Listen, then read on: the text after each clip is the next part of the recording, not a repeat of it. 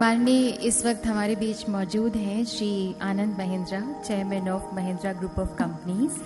वो भी आपसे कुछ कहना चाहते हैं। आनंद जी की तरफ लाइट नहीं है, अंधेरा दिख रहा है। रोशनी आपसे आ रही है प्रधानमंत्री जी। वाह वाह वाह।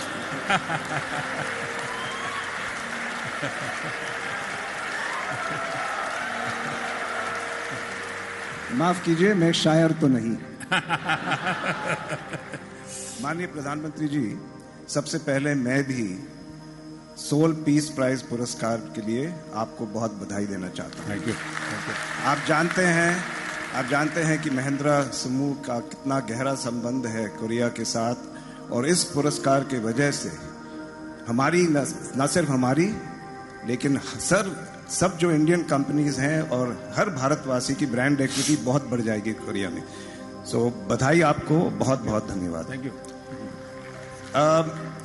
आज मुझे ऐसा लग रहा है कि हम इस कार्यक्रम का शुभ आरंभ वेट लिफ्टिंग ऑडिटोरियम में कर रहे हैं, और मुझे लगता है ये बात अपने में ही एक बहुत सुखद संयोग है, क्योंकि हम सब जानते हैं कि हमारे प्रधानमंत्री जी बड़े हैवी वेट पॉलिसीज को तैयार करने में और बड़े भारी मुद्दों से निपटने में लगे रहते हैं, जैसे कि स्वच्छता को अपनाना, भ्रष्टाचार से लड़ना और आज सामाजिक जिम्मेदारी को उठाना।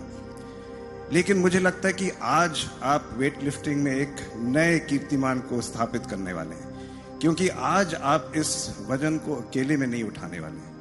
आपने 40 लाख लोगों को अपनी टीम में भर्ती करा दी।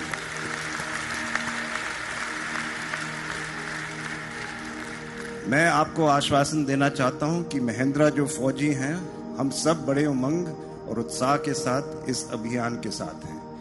अब जो हमारे महिंद्रा समूह में होता है, अभी तेजस्वी ने बहुत विस्तार से बता दिया है, तो मैं संक्षेप में कह देता हूं कि हमारा एक कार्यक्रम है एम्प्लॉई सोशल ऑप्शंस।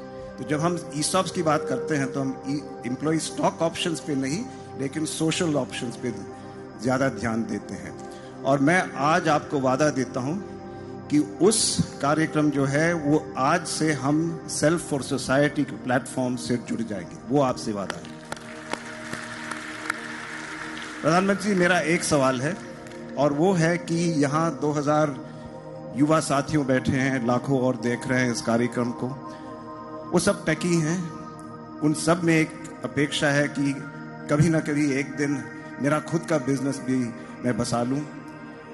तो हमें कैसा प्रोत्साहन करना चाहिए उनका कि वो जब बिजनेस शुरू करें, कंपनी शुरू करें, वो एक social startup. How do we give them encouragement that whatever they do, whether it's a new social startup or individual social responsibility, how can they synergize with state, local and central governments to multiply their efforts? Thank you. धन्यवाद जी। धन्यवाद आनंद जी। आनंद जी ने एक सही बात कही कि south Korea में ये जो सम्मान प्राप्त हुआ है, इसको किसी व्यक्ति का संबंध मैं बहुत कम जोड़ता हूं, लेकिन इसके कारण देश की एक ऐसी पहचान बनती है जो उस देशवासियों के दिल में जगह बना लेती है। और साउथ कोरिया बहुत तेज गति से अपने जीवन को, उसने आर्थिक जीवन को, सामाजिक जीवन को बदलने वाले, जो कम समय में बहुत बड़ा परिवर्तन लाने वाले दुनिया के देश हैं, उसमें एक साउथ कोरिया है। लेकिन बहुत सालों से हमारा उनका जो आर्थिक कारोबार वगैरह रहा है, एक सीमा में रहा है। लेकिन ये एक अपने आप में घटना बहुत बड़ी होगी। दूसरा, हम चाहते हैं कि विश्व में देश की पहचान बने, तो सिर्फ कोई देश का प्रधानमंत्री दूसरे प्रधानमंत्री से गले लग जाए या हाथ मिला ले, इससे होता नहीं है। हमारे देश में हमें सैकड़ों पिलर पे ऊंचा करना पड़ता है। ओलंपिक में भी हमारे बच्चे सबसे ज्यादा मेडल लाते हो, नोबेल प्राइज में हमारे लोग हो, हमारी हर इनोवेशन के अंदर हमारे लोग हो।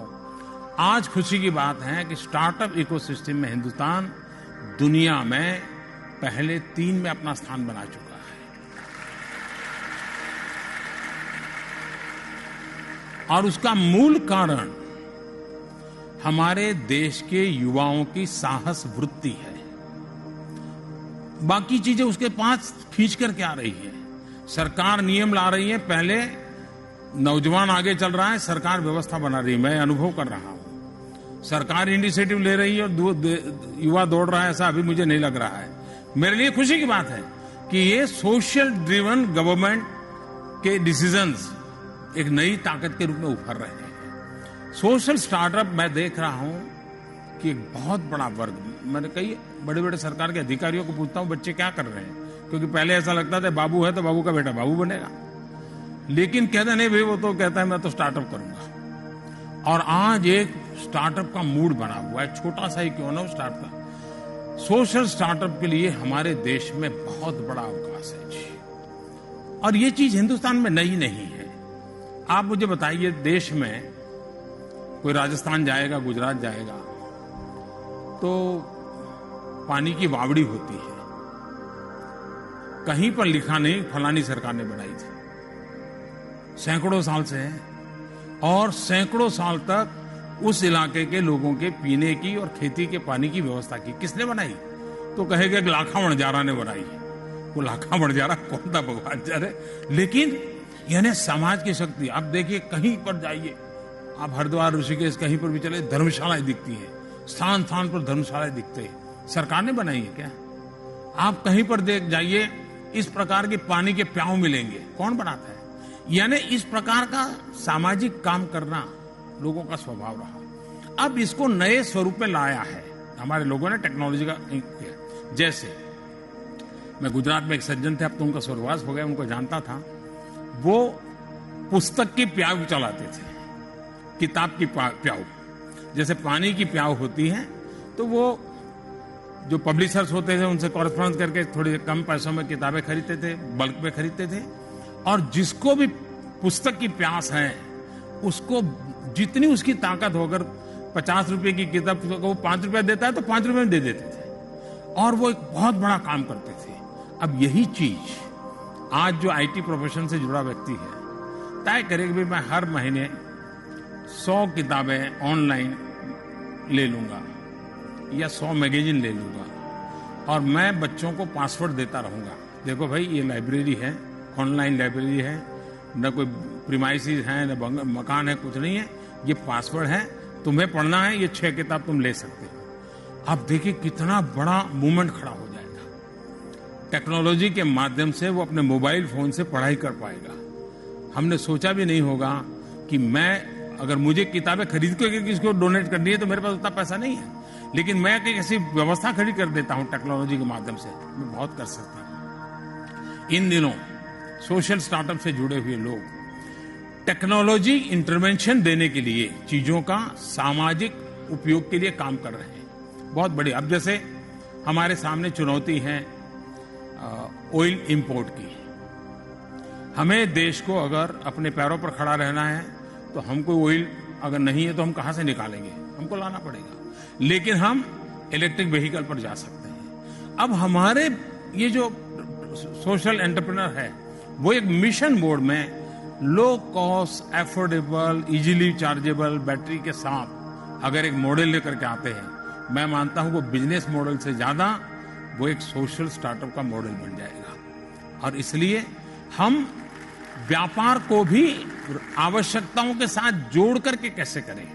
अब हमारे मछुआरे भाई बहनें हैं, हमारा देश मत्स्य उद्योग में काफी अच्छा एक्सपोर्ट कर सकता है, बहुत पोटेंशियल है, लेकिन उसके पास जो उपलब्ध साधन है वो बहुत महंगे और बड़े हैं। सरकार इन्वेस्टमेंट करती है और उससे जो व्यवस्थाएं खड़ी होती है उस गति से हो रही है, लेकिन अगर इन्हीं चीजों को बनाने में हमारे जो सोशल स्टार्टअप वाले लड़के हैं सिर्फ फिशरमैन की जिंदगी को ही पकड़े कि वो उसकी नेट, ड्यूरेबल नेट कैसे बने, उसमें क्या इंटरवेंशन की जरूरत है, उसका नाव गति ज्यादा पकड़े, डीजल कम खाए, फिर भी जाकर के आ जाए, सोलार सिस्टम से नाव चल सकती है क्या, सोलार और डीजल हाइब्रिड सिस्टम से कर सकती है क्या, हमारा मछुआरा कम पैसे खर्च कर करके भी अच्छा ज्यादा मात्रा में ले जा सकता है, उसकी नाव के भी अंदर ही सोलार सिस्टम चलने वाला अगर मैं कोल्ड स्टोरेज बना देता हूँ छोटा सा, तो उसकी मछली अगर वो 2 दिन भी अगर समंदर में रह गया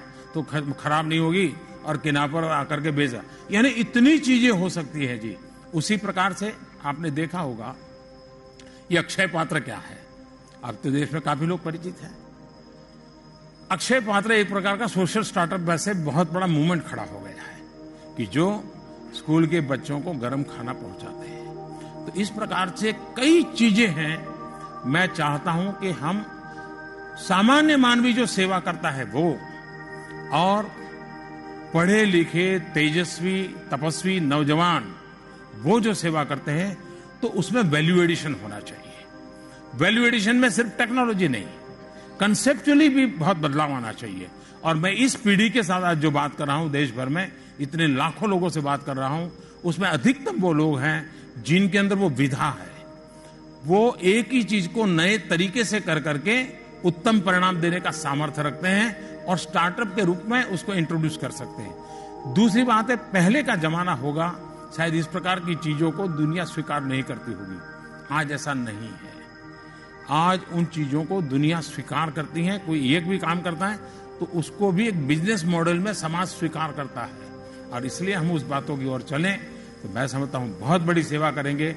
लेकिन सोशल स्टार्टअप, ये हमारे स्टार्टअप इकोसिस्टम का एक बहुत बड़ा अहम हिस्सा डेवलप हो, ये भारत जैसे विशाल देश के लिए बहुत आवश्यक है। अब आप देखिए, हमारे देश में टूरिज्म हमें बढ़ाना है। सोशल स्टार्टअप वाला नौजवान आर्टिफिशियल इंटेलिजेंस से अगर मानो परिचित है, वो आर्टिफिशियल इंटेलिजेंस का वो काम खड़ा करे कि हिंदुस्तान का कोई नागरिक अगर तमिलनाडु गया, उसको तमिल भाषा आती नहीं है, लेकिन मोबाइल फोन है, आर्टिफिशियल इंटेलिजेंस उपयोग करते हुए वो एक वाक्य बोलेगा, वही तमिल में ट्रांसलेट होगा, और जिसे पूछेगा वो बताएगा अस्पताल कहाँ है, बस कहाँ मिलेगी, खाना कहाँ मिलेगा। मुझे बताइए, ये सोशल स्टार्टअप है कि नहीं है? हमारे दिव्यांगों के लिए आज सोशल स्टार्टअप से जुड़े हुए बच्चे बहुत सी चीजें कर रहे हैं। हमारे बच्चे जो बोल नहीं पाते हैं, उनको अगर एक छोटा सा स्पीकर दे दिया जाता है, मोबाइल फोन पर उसको प्रोग्रामिंग कर दिया जाता है, तो प्राथमिक बातचीत वो अपने हाथ पर कीबोर्ड बना करके उसके द्वारा वाक्य लिखता है और स्पीकर बोलने लगता है, सामने वाले से बात हो रही है। ये बच्चों ने किया है, ये मैंने देखा है, मैं गया हूं देखने के लिए। मैं कहता हूं कि ये भी एक सोशल स्टार्टअप है कि समाज के लोगों को हम कहते हैं एजुकेशन। हमारे कॉलेज यहां बैठे हैं, मैं आज से 20 साल पहले उनसे जब मिला था तो इतना उनका पैशन था, इतना कमिटमेंट था कि मुझे जो गरीब बच्चे हैं जिनको शिक्षा उपलब्ध नहीं है, और वो टीसीएस के साथ जुड़ करके ना पूरी शक्ति, यानी जीवन का इस पड़ाव उन्होंने पूरी तरह बच्चों की शिक्षा के लिए खपाई, और उस प्रकार के उन्होंने सॉफ्टवेयर डेवलप करना, मॉड्यूल तैयार करना, बच्चा सरलता से सीखे काम किया। अब ये सोशल स्टार्टअप भी है।